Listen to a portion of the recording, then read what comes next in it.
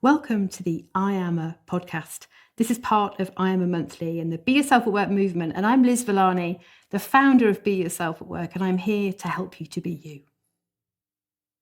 Welcome to a podcast all about happiness. This session is designed to help you to use your iAM to really unlock a true sense of happiness in your world. Your iAM isn't just about your work, it's you. This is what makes you tick. It's your character, it's your values. And so because it's you, you're you everywhere. There's no line drawn down you that says, this is me at work and this is me at home. Actually, your iAM is there to support you in all aspects of your life because it's just about yourself. And when you can really think about using your iAM in work, but also outside of work in different aspects of the way you live and the relationships that you have and the hobbies and the interests that you have, you can really start to experience yourself in a really authentic way. And that fuels happiness everywhere. So let's explore really unlocking your happiness using your iAM. It's worth having your iAM with you as you listen to this podcast. Either use your iAM card or your iAM PDF or even one of the emails that you've received from iAM. So you can see your values. But ideally, we want to look at the 4 layers as we run through. So really unlocking an amazing sense of true happiness. When I started Be Yourself at Work and created iAM, I noticed a really clear pattern amongst the people that I talked to. And one of the patterns was really about happiness. People would say, Liz, I should feel happy, but I don't feel totally happy. And I don't really know why.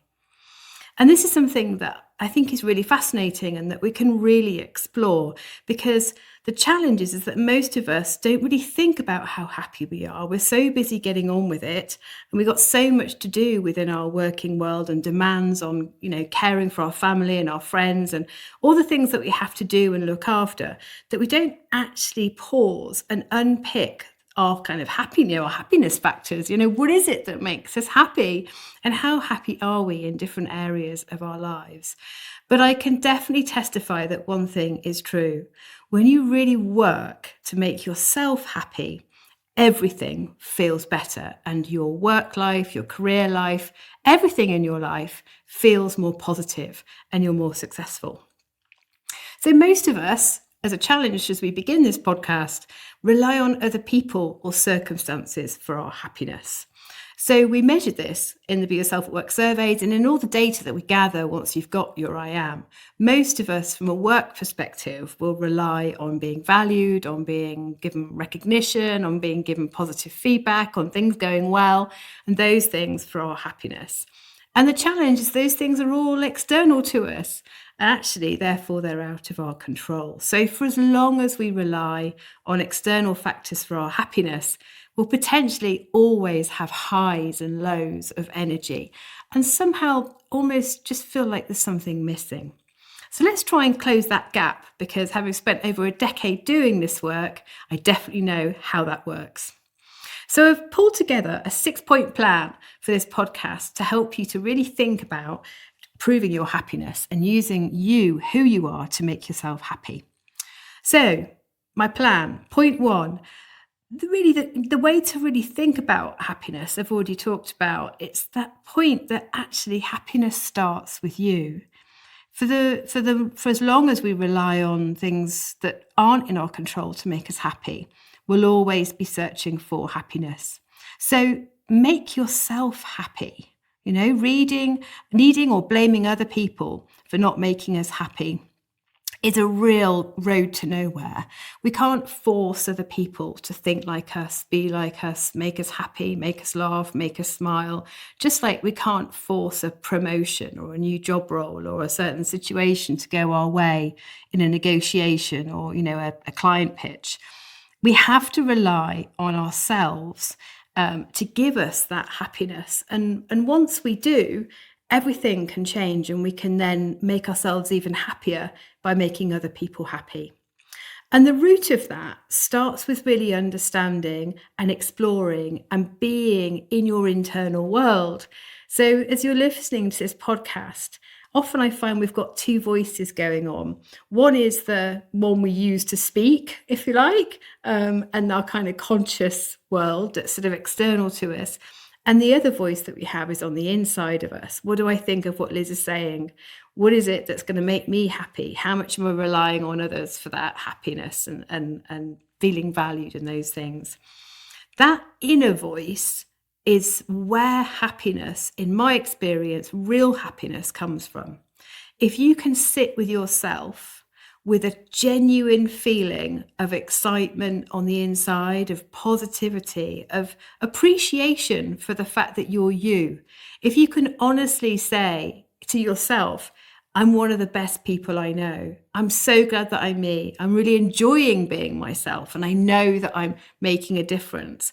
And you're happy in your own company, as well as having that, not a need for other people, but enjoyment of experience yourself. In my experience with clients, that is the key to being truly happy. It's happiness from the inside out. So, point one then of the plan, happiness starts with you. You need to make yourself happy rather than relying on external factors or other people to make you happy. Easy. Okay, so step one, it starts with me. Step two, you have to choose to control how you feel and what you think. So one of the challenges with happiness is that we think often it's out of our control. So something or someone will happen, and essentially they can affect us. We can get frustrated or cross, or our energy could be pulled down or pulled up, or it's almost like there's a feeling that things happen to us.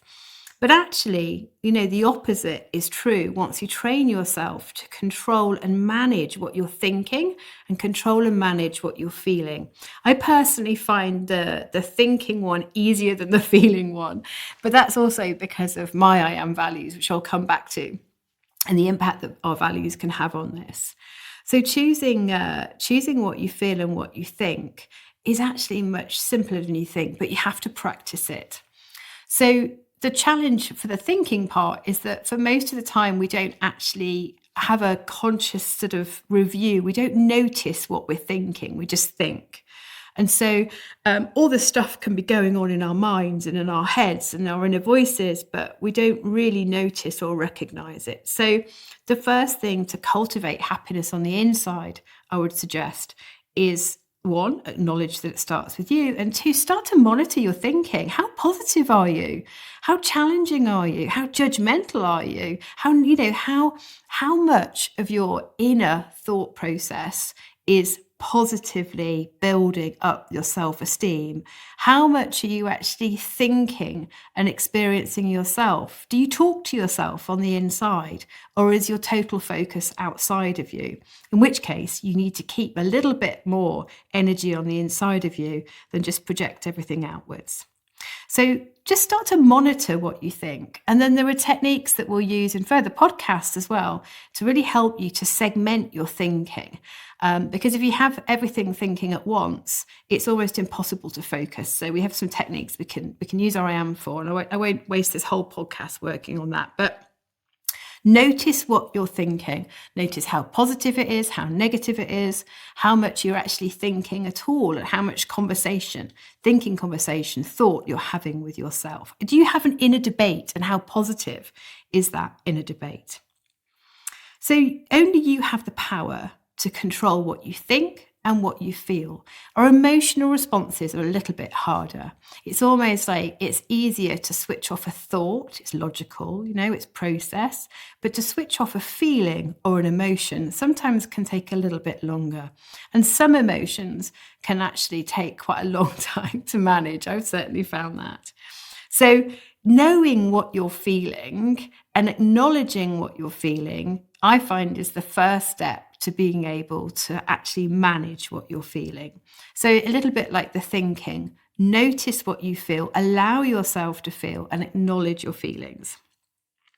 But then it's about controlling them. You can choose to feel something, or you can choose not to feel it. You do actually have a choice. And what we find with Be Yourself at Work and working with clients is that often the emotional side of what we're feeling happens because we're not really making what might be occurring in our lives about the reality of what's going on. We can make things about us. We can be very self-conscious. We can worry about what we think about us. Our confidence can be vulnerable. And so we can be quite sensitive. And the more sensitive we are, the more those feelings feel out of our control. So again, it's really similar to thinking. Acknowledge a feeling, go into a feeling, but then ask yourself, am I making this about me? Or actually, what is the reality of the situation? And just pause and just assess. Let's create, a moment of pause to analyze and assess what will be going on. So that's the second point. Point 1, happiness starts with you. Point 2, control how you feel and what you think. Now we move into iAM. So my third point on the plan to happiness is to understand who you are, but then to use who you are to increase the happiness in your life.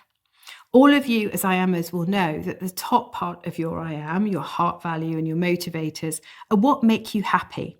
This is your why, your reason. When you step into the feeling of these values, you can really amplify your energy. It feels great. Nothing gets better. It's the icing and the cherry on the top of the cake. Okay. So, you've got an opportunity as part of this work with the iAM Monthly to be able to score your values each month. If you haven't done it, do it. Have a look at the levels that you score yourself on your heart and your motivator values. If you've got scores under 8, take action. You need to feel these things, and only you can create that feeling. Like I've said, other people creating it for you or creating an environment of it for you, that's not going to stand the test of time. You need to be in control of creating that feeling in your world.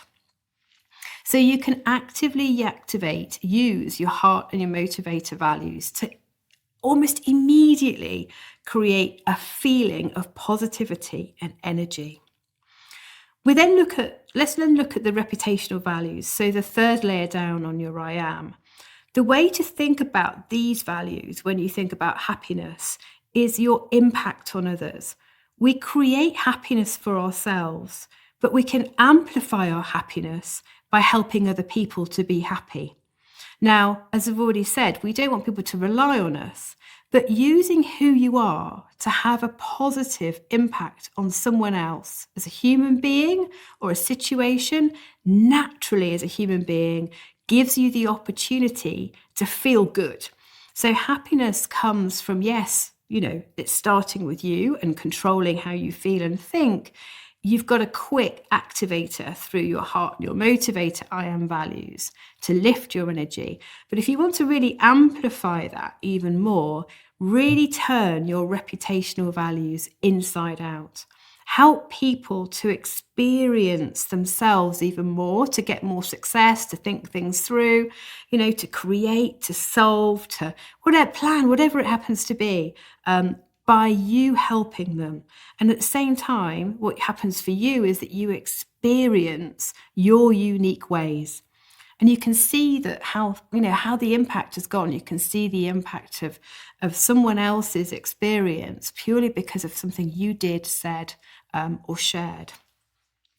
When you look at the center of your iAM, we get to the uncompromisable values. So the values that are in the center of your reputational layer. Now, when it comes to happiness, these are really important, because if you can't feel this part of you or these parts of you, then you can feel quite torn. And obviously, that can really impact how happy you are, how positive you are. Here is where we could get really stubborn and dig in.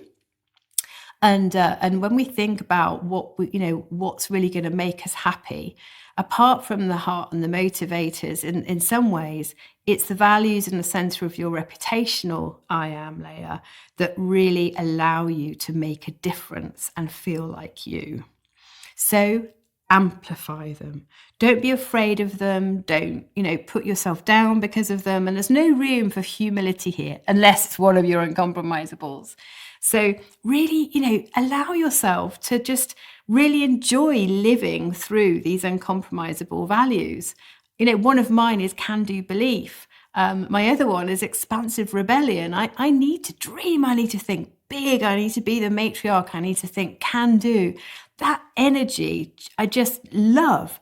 And it's actually a spirit I've found that is very unique to other people. Often our uncompromisable values are very unique to us. People aren't always like these things. And they're incredibly important for our happiness.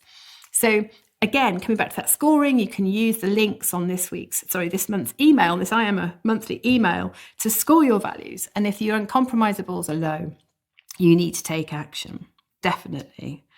So thinking about your iAM, it's the top and it's the reputational values, your heart, your motivators, reputational, and the uncompromisable, and scoring those that will really help you with action to feel happier. Let's just have a quick moment then at point 4 of my 6-point plan, looking at the bedrock, because people underestimate the values at the bottom of their iAM because they're kind of our least favourites when we go through the preference ranking.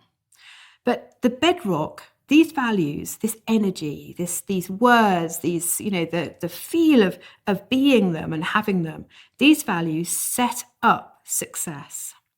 Literally. So things feel right and you feel like you when you always begin with your bedrock. So even though you don't need to stay there very long, if you really want to be happy, you need to be conscious of creating a strong, solid foundation. If you come across people who aren't like your bedrock, as you know, these are your trigger points. So when it comes to happiness, most of us are stressing ourselves out because we're not managing our emotional responses and our triggers. So again, this is in your control. Know what annoys you, know what triggers you, and rather than blaming other people, turn your bedrock values inside out and bring them to that scenario, that conversation, or that relationship. And don't let that get to the point, as we've already talked about, of overwhelming you as a feeling or overthinking and over procrastinating.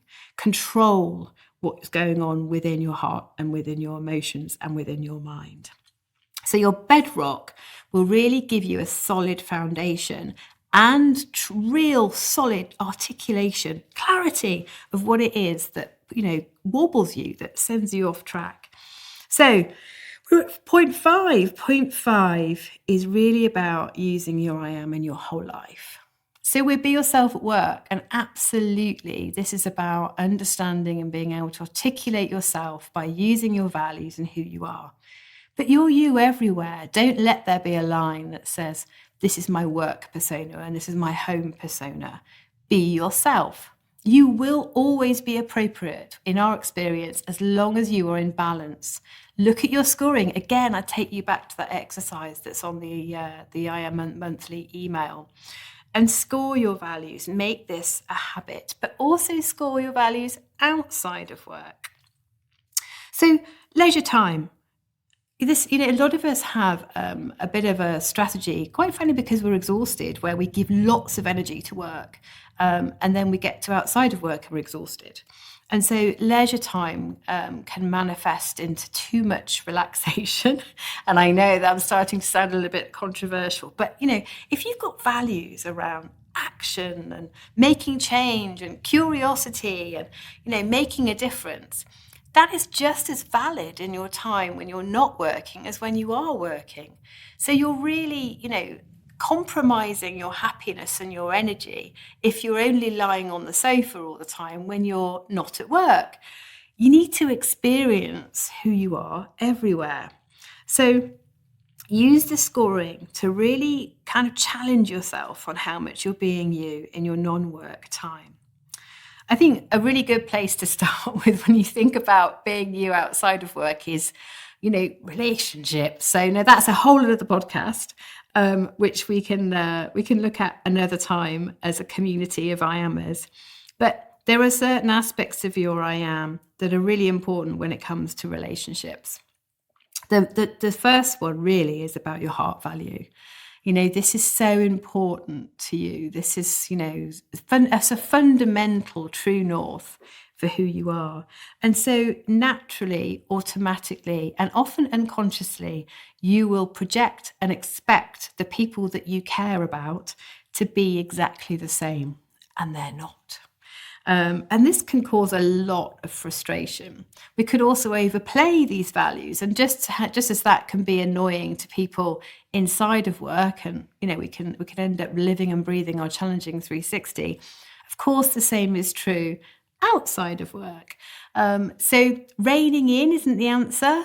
Use your bedrock instead. So rather than diminishing your light, rather than dampening down aspects of who you are, use your bedrock values to be you in balance, and be aware that other people are not like you.